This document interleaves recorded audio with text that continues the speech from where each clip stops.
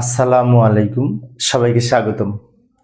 প্রিয় শিক্ষার্থী বন্ধুরা, আজকে আমি এই যে আইসিটি বিষয়ের চতুর্থ অধ্যায়ের এইচটিএমএল সম্পর্কিত এইচএসসি টেস্ট পরীক্ষায় এই যে ময়মনসিংহ গার্লস ক্যাডেট কলেজে প্রশ্নটি এসেছিল, সৃজনশীল প্রশ্ন এইচটিএমএল সম্পর্কিত। ওই প্রশ্নটি সঠিক সমাধানের চেষ্টা করব। কিছু শিক্ষার্থী আমাকে প্রশ্নটি নেওয়ার জন্য অনুরোধ করেছিল, তাই আজকের এই আলোচনায় আছি আমি, মোহাম্মদ সিরাজুল ইসলাম। চলো শুরু করা যাক। প্রথমে এই যে প্রশ্নটা উপস্থাপন করলাম, ময়মনসিংহ গার্লস ক্যাডেট কলেজের প্রশ্নটা কিন্তু সহজ মনে হচ্ছে, একটু ক্রিটিক্যাল আছে। সেটি হচ্ছে টেবিল আছে, টেবিলের এই সেল এইখানে একটা ছবি যুক্ত করতে হবে। ছবির নাম হচ্ছে jnpanda.jpg নামে একটা ছবি যুক্ত করতে হবে, এবং এইখানে যে লেখাটা আছে এটা লিস্ট আকারে আছে, এটা আবার নিচে আন্ডারলাইন করা আছে, তাই ইউ ট্যাগ ব্যবহার করতে হবে এতে দুই পাশে। এবং আরেকটা কাহিনী আছে, সেটা হচ্ছে যে লিস্ট ব্যবহার করব, এটা ইউএল আনঅর্ডার লিস্ট, যেহেতু প্রতীক দেওয়া আছে তাই ইউএল ট্যাগ ব্যবহার করব আনঅর্ডার লিস্ট তৈরি করার জন্য। লিস্টের আইটেম হবে 1 2 3 4 5, তার প্রত্যেকটা দুই পাশে লিখবো এলআই, তাই না? এলআই লিখবো, প্রথমে ইউএল, শেষেও ইউএল, মাঝখানে প্রত্যেকটা দুই পাশে এলআই লিখবো লিস্ট আইটেম তৈরি করার জন্য। এবং এখানে টাইপ সমান ডিস্ক দিতে পারে, যেহেতু ডিস্ক প্রতীক।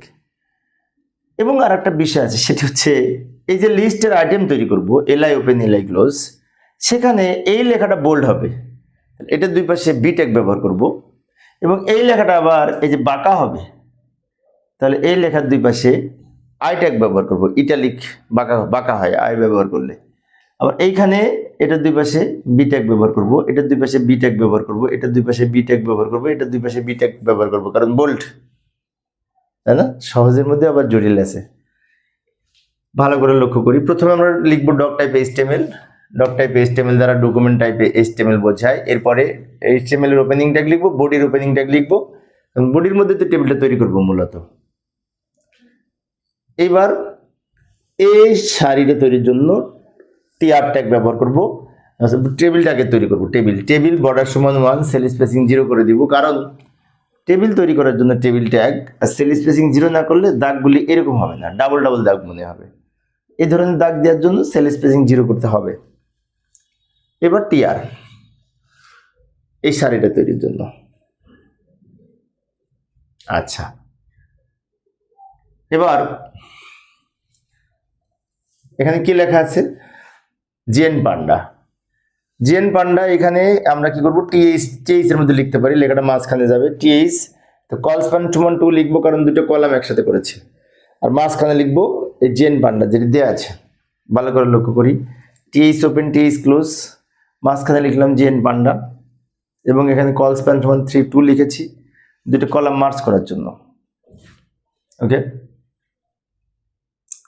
এবার এটা হলো লেখা, টিআর ক্লোজ করে দিব, এটা শেষ। এটা লিখবো এবার। এইখানে আবার টিআর ওপেন করব, এই টিআর এর মধ্যে এইটা আর এইটা হবে। টিডি ওপেন করব, টিডির মধ্যে এগুলো লিখব। কিন্তু একটা কথা আছে, এইটা নিচে আন্ডারলাইন আছে, তাই ওইটা বি লিখবো। এটা বোল্ডও আছে, আন্ডারলাইনও আছে, বোল্ড আছে এবং আন্ডারলাইন আছে। তাই আমি দ্রুত লিখে দিলাম সময় সেভ করার জন্য। বি ওপেন বি ক্লোজ, পাশাপাশি লিখলেও হতো। বি ওপেন বি ক্লোজ লেখাটা বোল্ড হবে। ইউ ওপেন ইউ ক্লোজ লেখা নিচে দাগ হবে, আন্ডারলাইন হবে। এই যে যেহেতু বোল্ড আছে এবং আন্ডারলাইন আছে, তো বোল্ড করার জন্য বি ট্যাগ, আন্ডারলাইন করার জন্য ইউ ট্যাগ ব্যবহার করেছি। তাহলে আমাদের এইটুকু হয়েছে। ওটার পরে এইগুলি লিখব। এখন এইগুলি লেখার সময় এটা কিন্তু লিস্ট তৈরি করা আছে, আনঅর্ডার লিস্ট। তাহলে যাই, এখানে তো ধরবে না, আমি পরে পেজে যাই, এটা লিস্ট তৈরি করব। এই যে লিস্ট, ইউএল ট্যাগ ব্যবহার করলে, আমি যদি ইউএল টাইপ সমান ডিস্ক লিখি তাহলে এরকম প্রতীক হবে। আবার ইউএল টাইপ সমান কোনো কিছু না লিখলেও এই ধরনের প্রতীক হবে, কারণ আমি যদি ইউএল এর টাইপ না দিই, তাই বাই ডিফল্ট আউটপুট এরকম বুলেট হবে, বুলেট প্রতীক। আচ্ছা, এবার এটার দুই পাশে এলআই লিখবো। এই যে ভালো করে লক্ষ্য করি, এলআই ওপেন এলআই লিখবো, কিন্তু এই যে সায়েন্টিফিক নেম, এটার দুই পাশে আবার বি লিখবো। আচ্ছা, আমি টোটাল লিখে দিচ্ছি, একটু পরে বোঝাচ্ছি। ভালো করে লক্ষ্য করি, এলআই ওপেন এলআই ক্লোজ, মানে এটা দুই প্রান্তে লিখতে হতো, আমি উপর নিচে লিখেছি, সমস্যা নেই, লেখা যাবে, যেহেতু জায়গা নেই আমার। দুই প্রান্তে লিখবো এলআই ওপেন এলআই ক্লোজ, মাঝখানে এই টোটালটা লিখবো না, এইটুকু দুই পাশে লিখবো বি ট্যাগ, এইটুকু দুই পাশে লিখবো আই ট্যাগ। কারণ কি, কারণ এখানে কিন্তু স্পেসিফিক নেম এটা বোল্ড করা আছে, তা বি ট্যাগ ব্যবহার করেছি। আবার এই যে এখানে এইটার দুই পাশে আর আই লিখবো, কারণ এটা বাঁকা করতে হবে, একটু ইটালিক আকারে লিখতে হবে, ইটালিক করতে হলে বাঁকা করতে হবে, একটা হলো। আবার এলআই এটার দুই পাশে এলআই লিখবো, কিন্তু এইটার দুই পাশে বি লিখবো।